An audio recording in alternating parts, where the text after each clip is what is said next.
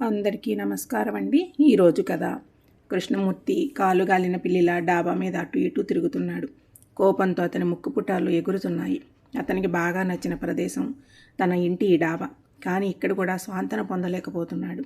కింద నుండి పై వరకు పాకిన సన్నజాజి పందిరి సాయంత్రాలు మంచి పూల సువాసనతో డాబా మీద కూర్చున్న వారికి సేద తీరుస్తుంది. డాబా మీద ప్రత్యేకంగా సిమెంట్ బెంచీలు, వాటి మధ్య టేబుల్ కట్టించాడు. తన ఇద్దరు కూతుళ్లతో సాయంత్రాలు హాయిగా గడిపిన రోజులు గుర్తొచ్చాయి. పిల్లలు సాయంత్రాలు అక్కడే కూర్చుని చదువుకోవడం, రాత్రిళ్ళు అక్కడే భోజనాలు చేస్తూ చుక్కలు చూస్తూ తను చెప్పిన కథలు వింటూ పడుకునేవారు. పడుకున్న వాళ్ళని జాగ్రత్తగా ఎత్తుకొని కిందకి తెచ్చి రూమ్లో పడుకోబెట్టేవాడు. ఎన్నో జ్ఞాపకాలు. రోజంతా స్కూలులో అలసిపోయిన అతనికి రిలీఫ్నిచ్చేది ఇద్దరి పిల్లల సాంగత్యమే. అల్లారు ముద్దుగా పెంచుకున్న వాళ్ళే అతనికి రెండు కళ్ళు. కృష్ణమూర్తి స్కూల్ హెడ్ మాస్టర్గా ఈ మధ్య రిటైర్ అయ్యాడు.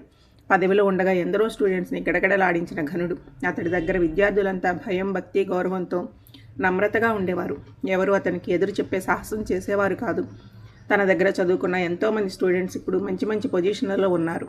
ఇప్పటికీ అతను రోడ్డు మీద వెళుతుంటే చిన్న పెద్ద అందరూ నమస్కారం పెడతారు. అటువంటి అతన్ని ఆఫ్టర్ ఆల్ బడిపంతులని నానా మాటలు అంటాడా?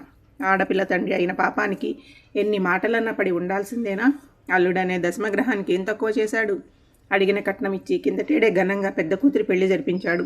సంవత్సరం కాకముందే కూతురు సంసారంలో లుకలుకలు. మీ నాన్న రిటైర్ అయ్యాడుగా, ఫారిన్ వెళ్ళడానికి 10 లక్షలు సర్దమను, తినే కాదులే అప్పుగానే ఇవ్వమను, 4-5 సంవత్సరాలలో తీర్చేస్తానని చెప్పు అని పెద్ద కూతుర్ని పుట్టింటికి పంపాడు అల్లుడు. కూతురు మొగుడికి ఎదురు తిరగలేదు. అందుకే కన్నీళ్లతో తండ్రి కృష్ణమూర్తి దగ్గర మొరపెట్టుకుంది. అసలే పెద్ద కూతురు ప్రజ్ఞ అంటే కృష్ణమూర్తికి ప్రాణం. ఈ సంబంధం చేసి తప్పు చేశానా అని ఇప్పుడు అనిపిస్తుంది అతనికి. ఏరి కోరి చేసిన సంబంధం. అలా అని పిల్ల సంతోషంగా లేదా అంటే అలా లేదు. సంవత్సరం వరకు ఇద్దరు సరదాగా కాపురం చేసుకునేవాళ్ళు. వాళ్ళిద్దరినీ చూసిన వాళ్ళు కూడా చిలకా గోరింకల్లా ఉన్నారంటే తను ఎంతో సంతోషపడిపోయాడు. తన సెలక్షన్ మంచిదే అన్న గర్వంతో. ఆ సంతోషం కాస్త ఇప్పుడు నీరుగారిపోయింది. ఇలా ఎందుకు జరుగుతుంది? తనలో తానే ఎన్నోసార్లు ప్రశ్నించుకున్నాడు. జవాబు ఒకటే, డబ్బు. నిజమే, డబ్బు మనిషిలోని అసలు రూపాన్ని బయటపెట్టేస్తుంది. మనశ్శాంతి లేకుండా చేస్తుంది.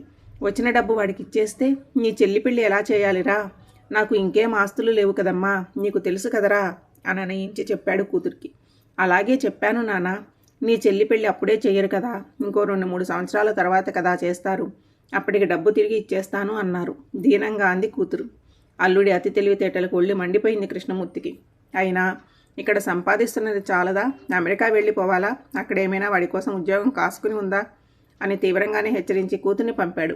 వెళ్ళిన మరుసటి రోజే గోడకి కొట్టిన బంతిలా తిరిగొచ్చింది. మీ నాన్నకేం తెలుసు? బతకలేని బడిపంతులు.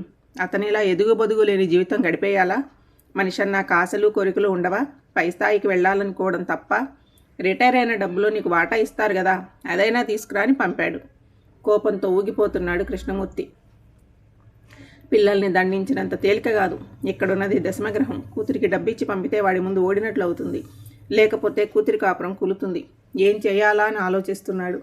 ఏమండి, కాఫీ తీసుకోండి అంటూ కాఫీ కప్పుతో భార్య లలిత పైకి వచ్చింది. భార్య ముఖంలోకి చూశాడు. ఆమె కళ్ళల్లో కన్నీరు. పెళ్ళైన కూతురు కన్నీళ్లు పెట్టుకుని నట్టిట్లో ఉంటే ఏ తల్లి మనసు సంతోషంగా ఉంటుంది? మనసులో అనుకున్నాడు. ఏం ఆలోచించారు? అతని ముఖంలోకి చూస్తూ అడిగిందామె. ఆలోచించడానికి ఏముంది? ఒకసారి వీళ్ళు ఇచ్చామంటే అది అలవాటు అవుతుంది. మనకున్నది ఒక అమ్మాయి కాదు, అంతా ఇచ్చేయడానికి. చిన్నదాని కోసం ఆలోచించాలి కదా, కోపంగా అన్నాడు. చూడండి, ఆ అబ్బాయి అన్న దాంట్లో తప్పు లేదు. తన తోటి వాళ్ళందరూ ఫారిన్లో ఉద్యోగాలు చేస్తున్నారు. ఇతనికి వెళ్ళాలని ఉంది. సాయం చేయమన్నాడు. అందరికీ ఫారిన్ ఉద్యోగాలు వచ్చేస్తాయో లేదో చెప్పలేము. అలా అని వాళ్ళని నిరుత్సాహపరచడమూ మంచిది కాదు కదా, ఏమంటారు అన్నట్లు ప్రశ్నార్థకంగా కృష్ణమూర్తిని చూసింది. అప్రసంగానే ఉంది అతని ముఖం. చూడండి, మీకు ఆ డబ్బులు ఇవ్వడానికి ఇష్టం లేకపోతే నా వస్తువులు ఇచ్చేయండి. అవి అమ్ముకొనైనా అల్లుడి కోరిక తీరుతుంది. అక్కడి నుండి వెళ్ళిపోతూ బాధగా అంది లలిత. ఒక్కసారిగా అతని చెంప చెల్లుమన్నట్లు అయ్యింది.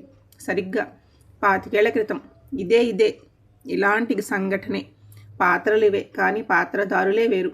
నాడు తండ్రి పాత్రలో తనకి పిల్లనిచ్చిన మామ, లలిత తండ్రి అల్లుడి పాత్రలో తనే. లలితని పెళ్లి చేసుకున్న 2 సంవత్సరాలకి కట్నం డబ్బు అరిగిపోయాక మంచి పొలం చవగ్గా అమ్మేస్తున్నారని స్నేహితుడు పోరు పెడితే, మీ అమ్మా నాన్నని అడిగి డబ్బు తీసుకురా, పొలం కొంటాను, దాని మీద వచ్చే లాభంతో నెమ్మదిగా డబ్బు తిరిగి ఇచ్చేస్తానని చెప్పు అని భార్యని పుట్టింటికి పంపాడు. అత్తా మామ ఎంత బతిమలాడినా కరగలేదు. వాళ్ళ ఒక్కగానొక్క కూతుర్ని పావులాగా వాడుకున్నాడు. అల్లారు ముద్దుగా పెంచుకున్న కూతురి కాపురం ఎక్కడ చెడిపోతుందోనని వాళ్ళకు భయం. వ్యవసాయానికి అనుభవం ఉండాలి బాబు. నువ్వు వేరే ఊర్లో ఉద్యోగం చేస్తూ ఇంకో చోట వ్యవసాయం అంటే నష్టమని చిలక్కి చెప్పినట్లు చెప్పారు మామయ్య. తన దగ్గర ప్రస్తుతం తాతల నాటి పూరీలు తప్ప ఏమీ లేదని వేడుకున్నాడు. అయినా కృష్ణమూర్తి గునుగుతూనే ఉన్నాడు. సరిగ్గా ఆ సమయంలో అత్తగారు తన ఒంటి మీద ఉన్న వస్తువులు తీసి అల్లుడు కృష్ణమూర్తి చేతికిచ్చింది. వయసైపోయిన నాకు ఇంకా ఈ వస్తువులు ఎందుకు బాబు? నా కూతురి కాపురం చల్లగుంటే చాలు కన్నీళ్లతో అంది అత్తమ్మ. సిగ్గులేని తను ఒక్క క్షణం తటపటాయించి ఆ వస్తువులు తీసుకున్నాడు. తీసుకుని ఏమనుభవించాడు? అంతా మామగారు చెప్పినట్లే అయింది. వ్యవసాయ భూమి కొన్నా దాన్ని వేరే వాళ్ళ చేతుల్లో పెట్టడం వల్ల అన్నీ ఇబ్బందులే. ఎప్పుడూ దాని మీద మదుపు పెట్టడమే కానీ లాభం వచ్చింది లేదు. విసుగొచ్చి 4 సంవత్సరాల తర్వాత అమ్మేశాడు. అత్తామామని ఏడ్పించి ఏం సాధించాడు? ఈరోజు తన కూతురు ఎదుర్కొంటున్న పరిస్థితే ఆనాడు తన భార్య చవి చూసింది. నిజమే, తన భార్య ఓ తండ్రి కూతురే. నిజమే, భూమి గుండ్రంగా ఉంది. మళ్ళీ ఆ రోజులు పునరావృతమవుతున్నాయి. మీ ఇంట్లో ఆడపిల్ల ఉంటే అప్పుడు ఆ తండ్రి కష్టం తెలుస్తుంది బాబు. నాటి మామగారి మాటలు గుర్తొచ్చాయి. తాగుతున్న కాఫీ చేదుగా అనిపించింది కృష్ణమూర్తికి. ఈ కథ ఆంధ్రభూమిలో 216లో అచ్చయింది.